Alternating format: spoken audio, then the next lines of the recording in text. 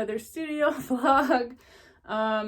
This week I am going to be working on my magical shit zine and doing some cleaning of the office and a little bit of home reno, and there's probably going to be some squirrel footage. Yeah, so anyway, I hope you guys like this vlog and I'll see you later.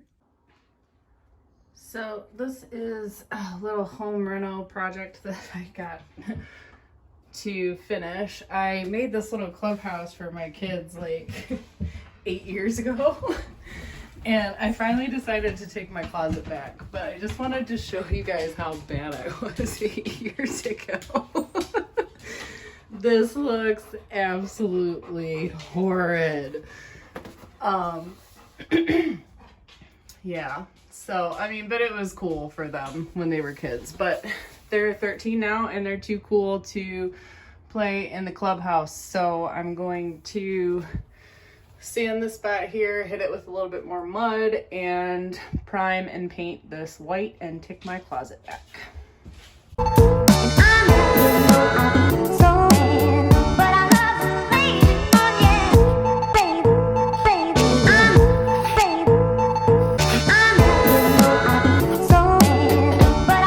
Okay, so while I'm waiting for that second coat of mud to dry, I decided I would start cleaning this office because I hate being in here right now. It feels very claustrophobic. There's a lot of stuff everywhere and it's driving me crazy, and I just want to get in here and finish working on my stuff.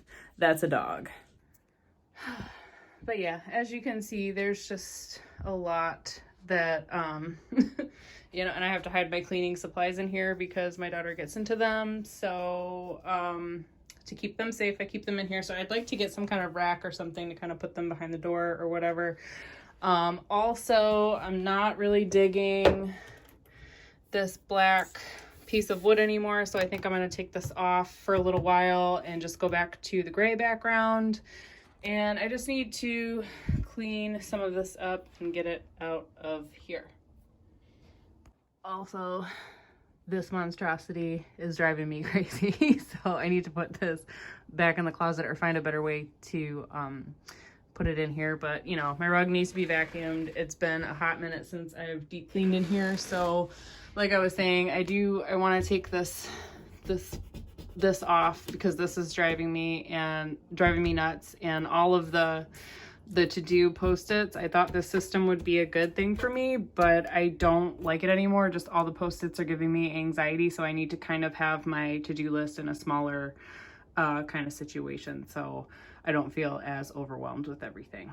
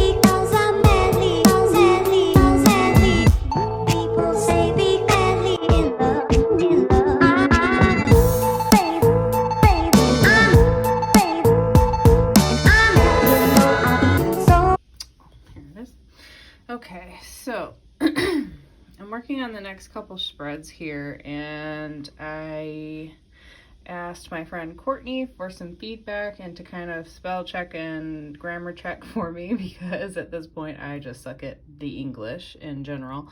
And I had this laid out a completely different way. So some of the things she suggested was maybe moving this text at the top over here, shrinking this a little bit and scooting everything down. So, and then like making the claw bigger, but I'm not sure. I had moved it around a bunch of different ways, so I'm not like officially sure how I want to fix this one, but I am gonna go ahead and fix the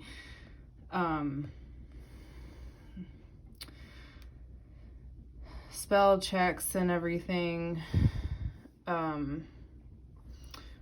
because some of them are just like silly. And I know I have a couple that are like good to go. So this one would be the next one.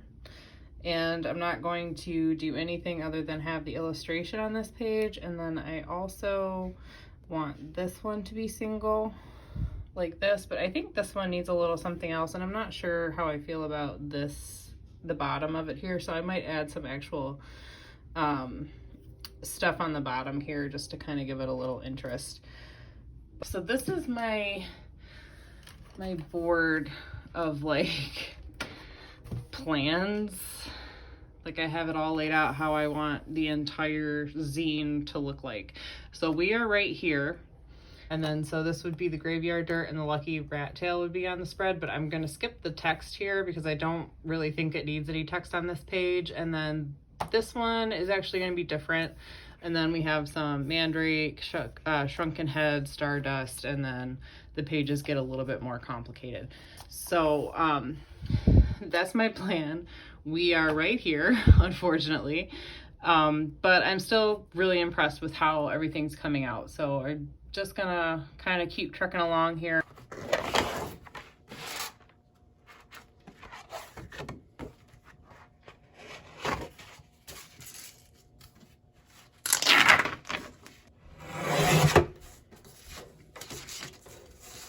Okay guys, so pardon my furnace, it's a little loud in here right now. I put my microphone in, so hopefully that will be enough. But I have my next 2 spreads ready to go, and they're transferred. I transferred them on my water paper last night, so I'm going to be working on the Ravenclaw spread today. So I'm going to tape that onto my gator board. But before I do that, I wanted to show you guys, I got the sample packs from the printer that I want to use for the zine. So I'm really excited now because they sent me they sent me a flyer and a pamphlet little brochure thing, but this is what I'm mostly excited about. So they sent me 3 kind of like sample books, and then on the back it tells you, the size, the paper that was used, and how many pages were in there. So I'm really excited. I know I don't really like this glossy type of paper for me, so I'm definitely not going to use the satin. I'm really happy that they actually sent copies of the actual, like the finished product and how it would look all together, so I have a better idea of how I want to go about doing it. So now I'm really excited and I'm really motivated to get this finished. So I have my candle going, I got my water ready, I just need to pick out my colors, and I'm going to put a Skillshare class on or something entertaining to watch and get to work here.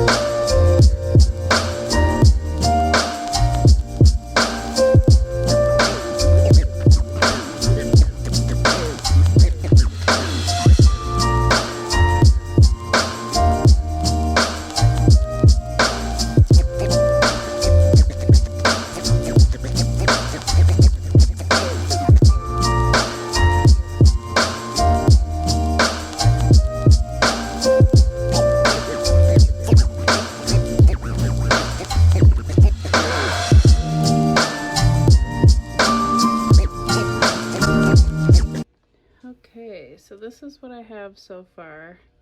I'm liking how it's looking.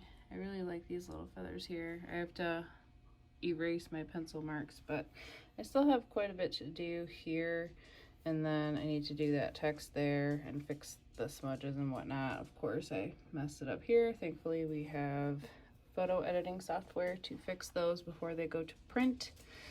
And I have a lot of detail work here to do here. I haven't decided if I'm going to add colored pencil or not, or just use one of my dip pens for finer details, and obviously some Copic white to add the highlights and whatnot. And I'm still not 100% happy with this right now, so I'm gonna be working on that here pretty soon.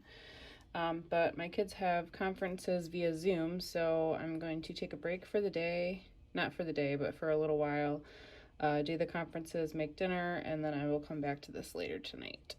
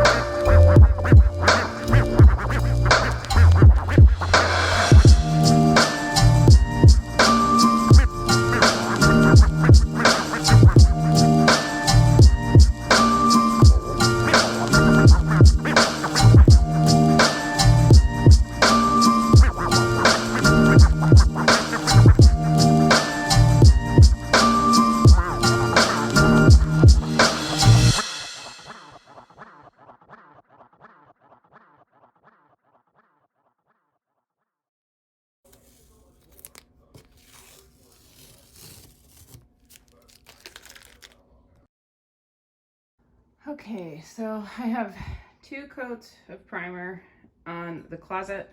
While this dries, I am going to grab a bite to eat and work on my next spread for the Magical Shit zine. What you talking about? What are you doing? Are you jealous of the squirrels? Oh, hi!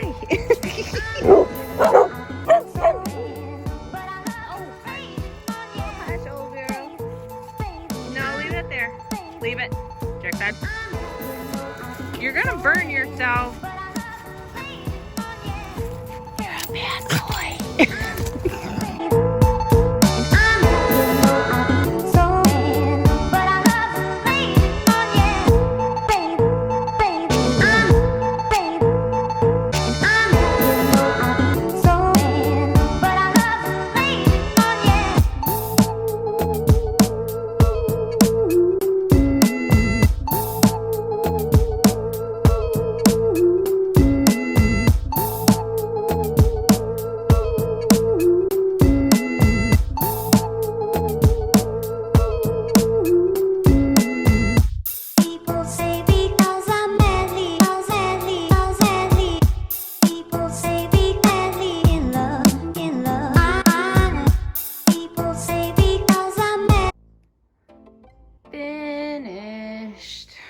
Just got done washing the floor, so I have a rack here that I'm going to be hanging for my hats and coats, and I'm so excited to be done with this because this took forever.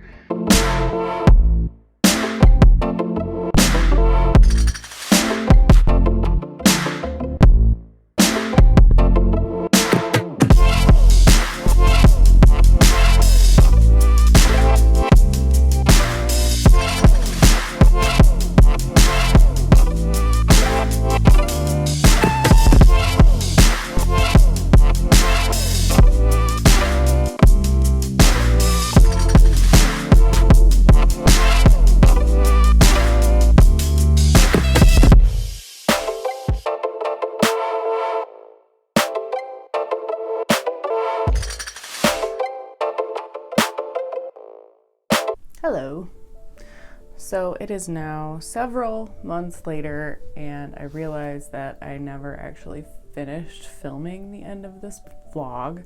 So the last thing I wanted to do in this vlog was tell you guys the story about the squirrels. So last summer we came across a little pinky squirrel baby, and he had no fur. He's probably about this big, and we decided to bring him in and try to help him. And we got all the necessary supplies like the Pedialyte and the puppy formula, and warmed him up all night before we did any feedings. Unfortunately, the little guy only survived for probably about 5 days because we did not know that you were actually supposed to encourage going to the bathroom, which is where you take like a warm rag and press on the private parts to encourage the squirrel to go to the bathroom. So unfortunately, he ended up getting really dehydrated. Like, he ended up shrinking and just dying, and we honestly didn't know, so we tried, and thankfully he died warm and inside. So a short time later, because I had posted this on Facebook, my hairdresser called or texted me and said, "Hey, do you still have, you know, all the supplies to take care of squirrels?" And I'm like, "Yeah." And she goes, "Well, I have 2 little squirrels that are in my friend's backyard, and they've been out there for hours, and mom hasn't come back. You know, do you want to try to help them?" And so I said, "Yeah, sure. Me and grandma will try to help the squirrels out." And I mean, obviously I had to keep them at my grandparents' house next door because I have 3 dogs. So I just figured that was the best for everyone. So initially, when we got the 2, we thought they were boys. They weren't. Turns out they were girls. And the first thing we did was inspect them to see if they had any injuries. And they had fly eggs on them. So I think I spent probably an hour getting all the fly eggs off of them. And one of the little girls actually had a hole kind of by her left hip, and it looked like maybe somebody had pecked her, or she hit a branch on the way out of the nest. We're not quite sure. So we cleaned that up. We weren't really optimistic that she was going to make it, but we pursued anyway. So the first thing we did, because we only had Pedialyte at the time, because it turns out the formula I was actually feeding the little guy was actually the wrong formula. So we basically just took the 2 in and let them warm up and gave them dye-free Pedialyte for the first day. And then if they made it through the night, I was going to go to the pet store to get the correct puppy formula. So the next day came around and they were still kicking. And I was like, okay, so the first thing I did was went to the pet store, got some puppy formula, and then I got home and my hairdresser texted me again. And she said, "I hate to ask you this, but I have another one, and I'm pretty sure he's from the same nest. Can I bring it to you?" And I'm like, "Well, yeah, of course. Why not? Like, why would I separate them at this point?" So me and grandma took the 3rd one in, which was actually a boy, which is how we discovered that the 2 we had previously were actually girls. So from then on, we did the same thing with him. We checked him for fly eggs, and we made sure he was warm the first day and gave him, you have to warm them up, otherwise they can't handle the Pedialyte or the formula. So they have to be warm to digest it. So we had him warm up first, and then we gave him some Pedialyte, and then we did a bunch of research. I mean, a ton of research. So we got some syringes and figured out how much they weighed, how much to feed them. It was a little hard at first because they weren't used to the droppers, obviously, but they survived. They survived for about another week. So I did some more research and actually found out there's this company called Fox Valley, and they actually make formula for wild animals like squirrels and possums and rabbits and things like that. So I ordered some squirrel formula because we think they were probably about 3 or 4 weeks old when we got them. Their eyes were still closed, and they usually open their eyes around 4 to 5 weeks, but they were pretty big and they had a lot of fur. Their tails were not bushy at first. We just kept on feeding them. We fed them for every 3 hours, I think, for the first 4 or 5 weeks. And with 3 babies, it was obviously exhausting. So it was kind of like having triplets. And we worked our butts off. Grandma did a lot of it during the middle of the night because I had to come home with the kids.